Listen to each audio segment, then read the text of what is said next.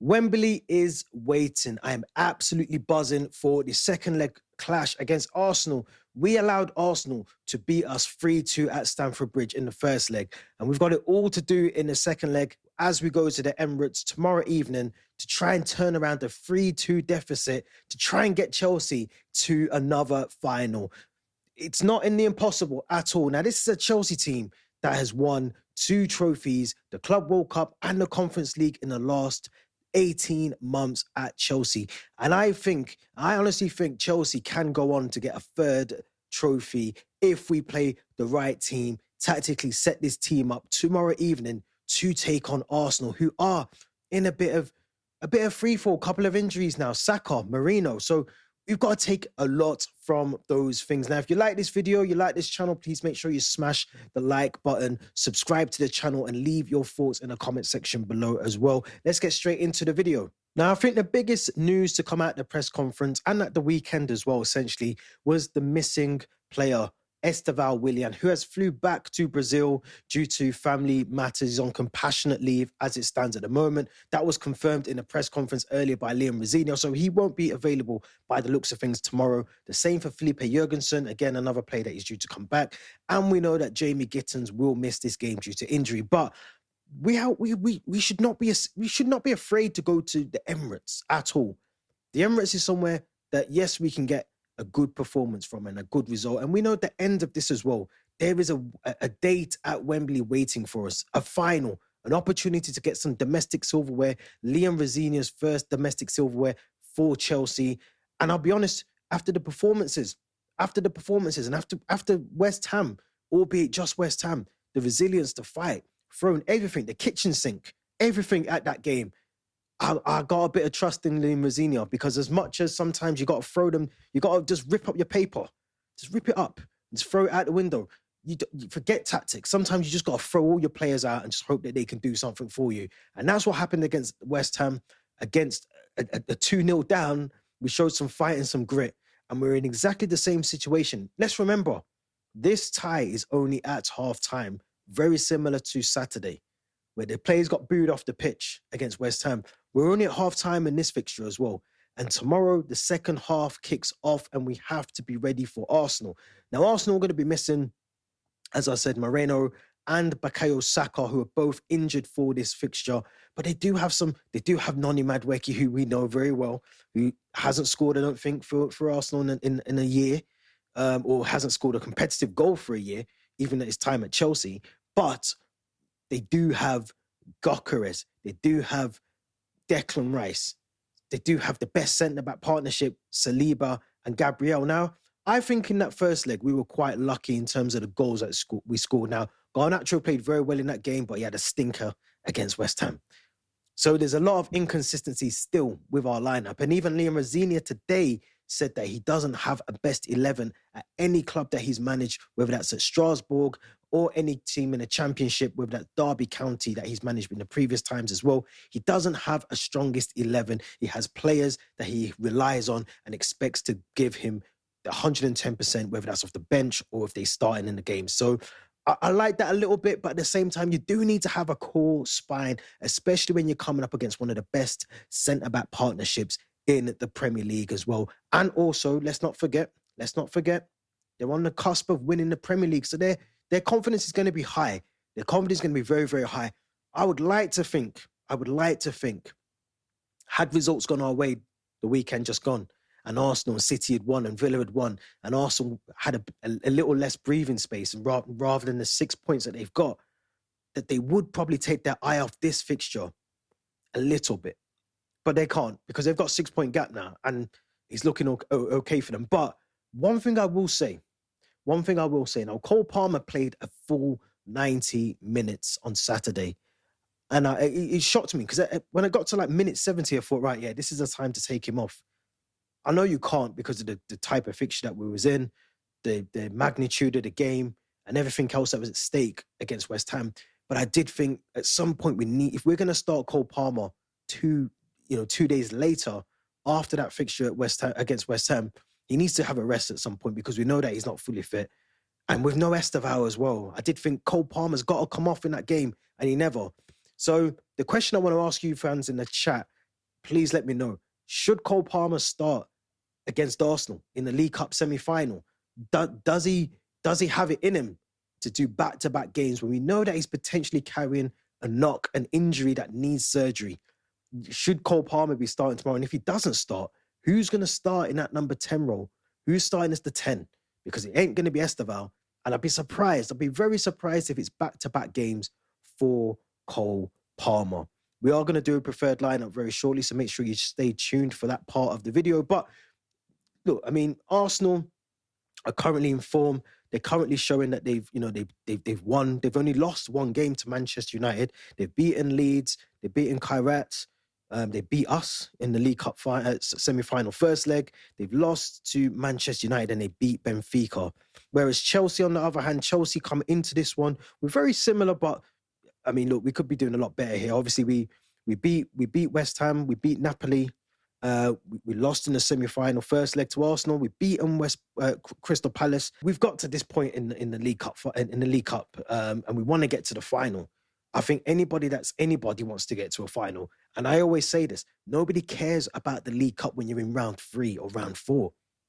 But when you get to this point and you've put in all those hours, and some of you fans that travel to the games, you've put in all that effort to go to away games, home games.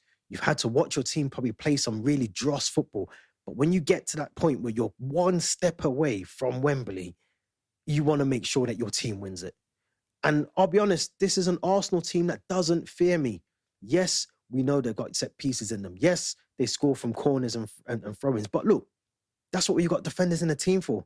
That's why we've got defenders. Now, of course, Mamadou Sarr, I did an earlier video about Mamadou Sarr, so make sure you check that out on this channel. But if Mamadou Sarr is back, I think it'd be too early for him to be included into this team. And also, we know Aaron Anselmino has now gone over to Strasbourg. So it's looking very likely that it could be a very sort of usual backline that you're aware of already. But we'll get onto that because it was a bit of a mixed bag of contention against West Ham. We're going to get onto our preferred lineup very soon. But I just want to know, Chelsea fans, if we can get to this final and we win the League Cup and we get top 4, how do you look at the season? How are you assessing the season? Is the season actually successful when you think back to the Club World Cup at the very start of the season? Are we deeming that as part of this season or last season? I don't know, but I'm still counting it as this season, the Club World Cup.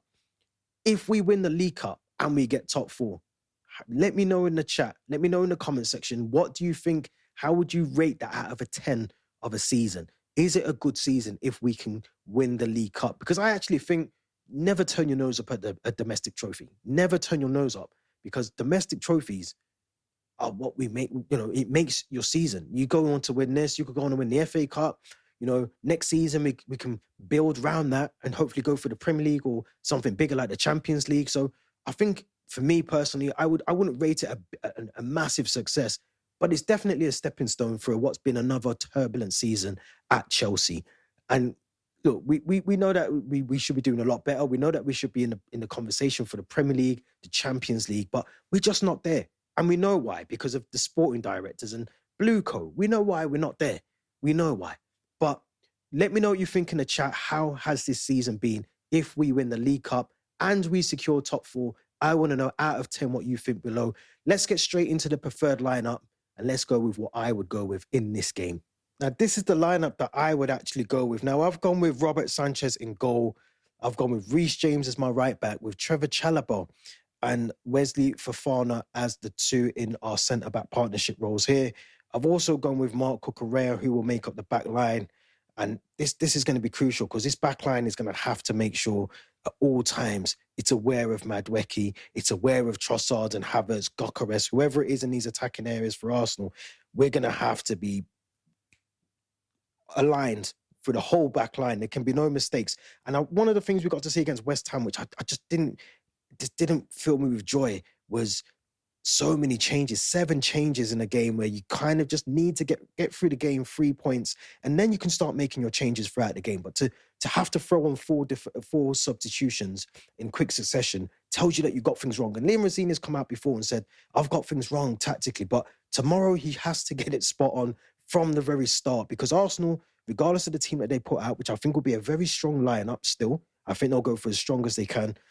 Regardless of the Premier League, I think they're going to want to try and get to this final and just give themselves some extra momentum to try and push for the Premier League. So I've gone with the back line of James, Caicedo, Fofana and Cucurella. I have reintroduced Andre Santos into this lineup here, and Moises Caicedo as the 2 in the midfield. I'm going to go with Enzo Fernandez in the 10. I think Enzo Fernandez this season has shown his true worth, exactly why we need him, and he loves to do this. Bursting balls into the box in terms of the 2 from Neto and Garnacho, who have gone from the wide areas. They're going to be so crucial in terms of the balls that they're able to put into here and make sure that when they get the chances, the opportunities, that they're pushing the balls into these areas here, because this is where I personally think the likes of João Pedro is going to have to be, who I've gone with as my number 9, are going to have to be, because if they don't, then look, Arsenal are a very dangerous team, and we know that. We know they're a dangerous team, but these 2 here, they're going to have to do what they usually do. I actually want to see Reece James push back Trossard and Hikapié here, and I want to see Cucurella do the same. I want to see us push up. Now, it's a dangerous way that Liam Rosenior sets his team up, but high line is going to have to be the key for them. If we can peg back Arsenal and we can keep these 2 narrow here, Zubimendi and Declan Rice, and keep Caicedo and Santos in these 2 areas here where they're going to occupy the sort of space in between the lines, because you'll expect Havertz and Gyökeres to try and play up the field as well and essentially be here. But if we can occupy these 2, we can't leave them, but we need to be, the intensity that we need to show at the Emirates tomorrow is that we're willing to concede, but we have to score more goals. We're going to have to do, it sounds very basic and old school, but we're going to have to outscore our opponents tomorrow. We're already 1 down. We're already 3-2 down. So we have to make sure that we don't sit back. We don't invite any pressure. The moment we invite pressure, my worry is that if we don't allow ourselves the opportunity to take opportunities, shoot, we got to see how well we could play when we just shoot the ball, when we just create something and we just shoot, not 70 passes to try and make the best, just shoot the ball and see what happens. We've done it against Napoli. Now, I'll credit Liam Rosenior for this, and I don't know if it's tactical or whether it's just new manager bounce, but the one thing that I am seeing from Liam Rosenior's teams is that we don't crumble under pressure. Napoli never crumbled. West Ham didn't crumble. Even against Arsenal in the first leg, yes, it was a 3-2 finish, but we came back into the game and we made it 3-2, and we've given ourselves an opportunity for tomorrow to do something in this game. I've shown you my preferred lineup, what I want to go with. I generally think we can do this tomorrow. I have every ounce of confidence that we can do something in this game, as long as we set the team up. I don't want to see, and this is no disrespect to them, I don't want to see Badia Shil. I don't want to see João Heto. Ideally, I wouldn't want to use Garnacho and Pedro Neto, but I think Gittins being out, we know that Cole Palmer potentially is a better option off the bench, and Estevao isn't there.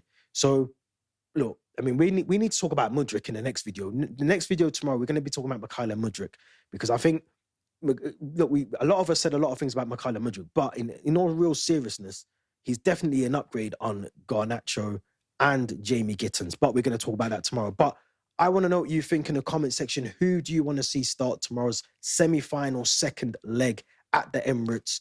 Who do you think needs to start? Should Cole Palmer get the nod? Let me know in the comment section as well. Don't forget to subscribe to the channel. Linktree link is in the description, and we'll be back tomorrow with more videos. Thank you very much for watching.